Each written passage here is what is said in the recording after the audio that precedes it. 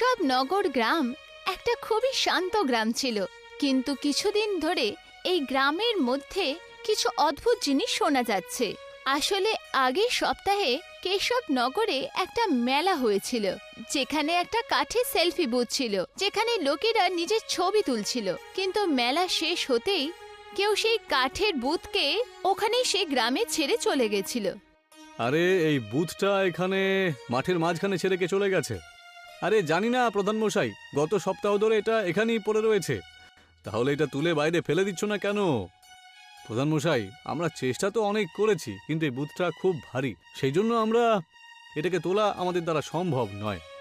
তাহলে কি স্কুলের মাঠের মাঝখানে এটা পড়ে থাকবে নাকি? তাতে কোনো সমস্যা তো সেরকম নেই প্রধান মশাই, বাচ্চাদের তো কোনো অসুবিধে হচ্ছে না, ওদের তো ভালো লাগছে যে বুথটা এখানে রয়েছে, জানেন তো। ঠিক বলেছিল রামু, এই সেলফি বুথের জন্য সব বাচ্চারা খুব খুশি ছিল। কিন্তু সেই বুথ যত সাধারণ দেখাচ্ছিল, কিন্তু সেটা অত সাধারণও ছিল না। একদিন গ্রামের এক বৃদ্ধ ব্যক্তি দাদু স্কুলের ময়দানে হাঁটছিল। ওনার চোখে জল ছিল, উনি একটু রেগেছিলেন। কতদিন হয়ে গেছে ও আমাকে ছেড়ে চলে গেছে, কিন্তু আজও ওর কথা মনে পড়ে সব সময়। হে ঈশ্বর, তুমি আমার সাথে কি করেছো? আমার সাবিত্রী থেকে আমার থেকে কেড়ে নিয়ে গিয়ে আমাকে একা কেন ছেড়ে দিলে? আমার সাথে এমন অন্যায় কেন করেছো তুমি? বলো বলো আমাকে। দাদু খুবই রেগেছিলেন। উনি নিজের বউয়ের সাথে কিছুক্ষণ সময় কাটাতে চাইতেন। তখনই উনি একটা আওয়াজ শুনতে পেলেন। যখন উনি পেছনে ঘুরে তাকালেন, তখন ওই সেলফি বুথ নিজের জায়গায় অদ্ভুতভাবে নড়ছিল। তার চারপাশে ধোঁয়া ছড়িয়ে গেছিল। দাদু কিচ্ছু বুঝতে পারছিল না যে ওনার সামনে কি হচ্ছে। উনি ভয় পেয়ে গেছিলেন। উনি সেখান থেকে যাচ্ছিলেনই, তখনই উনি একটা আওয়াজ শুনতে পেলেন। দাদু পেছনে ঘুরে দেখলেন। উনি তখন ওনার চোখকে বিশ্বাস করতে পারলেন না। ওনার সামনে ওনার বউ ছিল, যে কিনা 5 বছর আগে মারা গেছিল। আরে এটা কি? আজ আমার জন্মদিন, তুমি আমায় মনে করেছিলে, আর এখন তুমি চলে যাচ্ছ। দাদু সাবিত্রীর কথা শুনে খুশি হয়ে গেল। উনি নিজের বউয়ের সাথে অনেক কথা বলল, আর তার সাথে একটা সেলফিও নিল। চলো, এখন আমার যাওয়ার সময় হয়ে গেছে। কিন্তু তুমি যাচ্ছটা কোথায়? ওখানে যেখানে আমার জায়গায়। এই জাদুই বুথের জন্য আমাদের মিলন হলো, কিন্তু এর জাদুই সময় শেষ হয়েছে। এই জন্য আমাকে হাসতে হাসতে বিদায় দাও। জাদুর বুথ মানে তুমি এর জন্য এখানে রয়েছো? হ্যাঁ। আচ্ছা, আমি আটকাবো না, তুমি যেতে পারো। তোমার সাথে দেখা হয়ে ভালো লাগলো। দাদুর চোখের সামনে থেকে সাবিত্রী হাওয়ায় অদৃশ্য হয়ে গেল। ওই জাদুই সেলফি বুথের জন্য দাদুর ওনার বউয়ের সাথে দেখা করার ইচ্ছে পূরণ হলো। পরের দিন জাদুই সেলফি বুথের গল্প পুরো গ্রামে ছড়িয়ে গেল। সবাই লোক নিজেদের অসম্পূর্ণ ইচ্ছে পূরণ করার জন্য রাতে সেই বুথের বাইরে লাইন লাগালো। হে বুথ দেব, আমার কোনো ইচ্ছে নেই, তবে একটা স্বপ্ন আছে, সেটা আমি পূরণও করতে চাই। নিজের তরফ থেকে সব চেষ্টা আমি করে নিয়েছি, কিন্তু প্রতিবারই আমি ফেল করে যাই। সেই জন্য তুমি আমাকে এবারে সাহায্য করো। আমি একজন কৃষক, কিন্তু গত বছর ধরে হয়ে গেল জমিতে একটুও ফসল ফলাতে পারিনি আমি। আমার জমির ওপরে হয়তো কারোর নজর পড়েছে। আমি খুব গরিব, আমার জমি আমার কাছে সবকিছু, যাতে আমি খেতে পাই। ওটাকে ভালো করে উর্বর করে দাও। রঘুর কথা শুনে যতটা সহজ আর বাচ্চাদের মতো মনে হচ্ছিল, সেটা ততটাই অসম্ভব ছিল। তখনই হঠাৎ চমৎকার হলো। ওই বুথের আশেপাশে এক আলো ছড়িয়ে গেল, আর তার মাঝেই রঘুর হাতে একটা ছবি এসে পড়ল। ও দেখল সেই ছবির ভেতরে একটা সবুজ ক্ষেত আছে। রঘু সেটা দেখে খুশিতে পাগল হয়ে গেল। এর মানে তো এই বছরে আমাদের জমি ফসলে ভরে উঠবে। অসংখ্য অসংখ্য প্রণাম আপনাকে। রঘু নিশ্চিন্ত হয়ে বাড়ি চলে গেল, আর তার পরের দিনই রঘু সাহুকারের থেকে ভালো মতন ঋণ পেল, যার সাহায্যে সব জিনিস নিয়ে নিল, যাতে ওর ক্ষেতের পরিস্থিতি সঠিক করতে পারে। বুথের জন্য পুরো কেশবপুরের পরিস্থিতি বদলাচ্ছিল।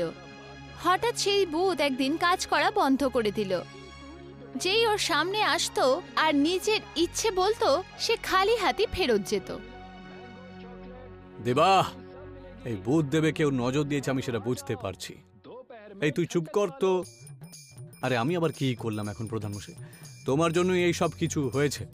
কে বলেছিল এটা এখানে রাখার জন্য? হ্যাঁ, এরপর যদি এটার কিছু হয়ে যায় তাহলে দেখাশোনা কি তুমি করবে নাকি? হ্যাঁ, আরে আমি কি করে জানবো যেটা হঠাৎ করে বন্ধ হয়ে যাবে? ব্যাস ব্যাস, অনেক হয়েছে। এর যত তাড়াতাড়ি সম্ভব এখান থেকে সরাও এটাকে। এমনিতেই এটার আর কোনো কাজ নেই এখন, বুঝতে পেরেছো? আগে প্রধানমশাই। যেই জাদুই ভূত কাজ করা বন্ধ করে দিল, তখন সেটা সব গ্রামের লোকের কাছে একটা বিরক্তিকর হয়ে গেল।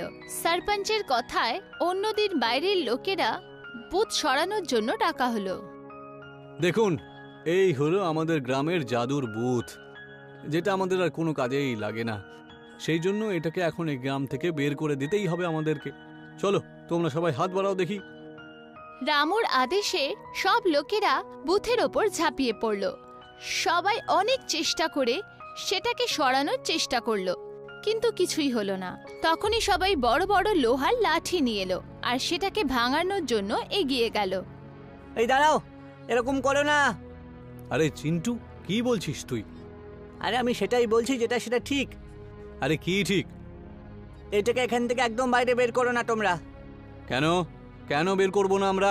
আরে এটা আমাদের আর কোনো কাজেই লাগবে না।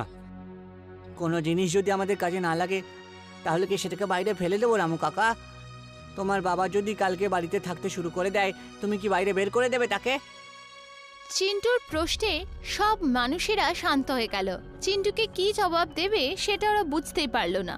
তখনই দেখো চিন্টু, এটা আলাদা ব্যাপার। এটা কোনো মানুষ নয়, বরং শুধুমাত্র একটা মেশিন। এটা দিয়ে আমাদের অনুভূতি যুক্ত করার কোনো মানেই হয় না। এটা এখানে থাকলে পরে শুধু সমস্যাই হবে আমাদের, বুঝতে পেরেছো? আরে সমস্যা তোমার হতে চলেছে, আমার নয়। মানছি জোর জাদুয়ার হয়তো কাজ করছে না এখন, কিন্তু আমাদের তো কোনো কষ্ট হয়েছে না, তাই না? আমরা বাচ্চারা আজ ওর সাথে খেলা করতে পারি। আপনাদের স্বার্থ পূরণ হচ্ছে না বলে এখন ওটাকে সরানোর জন্য উঠে পড়ে লেগেছেন না? কিন্তু এতদিন ধরে আমরা এখানে প্রতিদিন আসি, খেলাধুলো করি, সব বাচ্চারা আসি, ফটো টোটো তুলি। আমাদের জন্য এটা আমাদের এখন বন্ধু হয়েছে, বুঝেছো? সেই জন্য তোমরা একদম সরাবে না ওটাকে আমাদের জিজ্ঞাসা না করে। কি বল বন্ধুরা?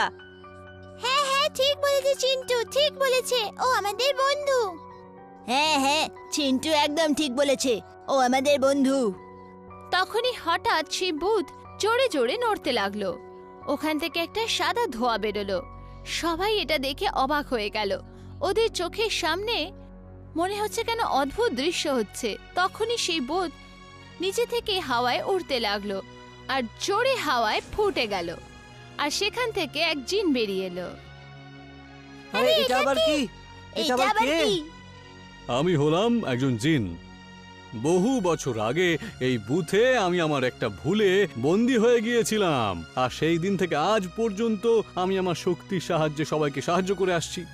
যখন আমাকে বলা হয়েছিল যে যখন আমি কোনো ভালো মানুষের উপকার করব তখন আমি মুক্তি পাব, যবে থেকে আমি এখানে এসেছি আমি শুধু সাহায্যই করেছি। আর আমি আমার শেষ সাহায্যটা তার জন্যই করব যে একদম সৎ হবে। তাহলে কি বলো, আমাকে সাহায্য করবে তুমি? আমার মন প্রাণ খুব পরিষ্কার। না, তোমার জন্য সাহায্য আমি করব না। তুমি তো আমাকে এখান থেকে সরাতে চাইছিলে, তাই না? তুমি সেই মানুষটি নও।